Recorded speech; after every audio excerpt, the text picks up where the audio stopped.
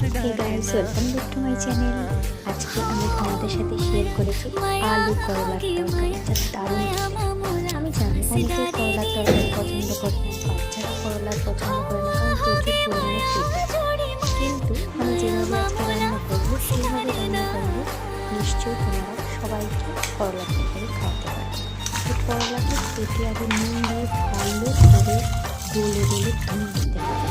ধুলে কী হবে, করলার তেতো ভাব চলবে। তারপরে কেটে একটি কড়াইতে তেল গরম করে ভালো করে তেল গরম করে আমরা আমাদের কেটে রাখা আলু করলা সুন্দর করে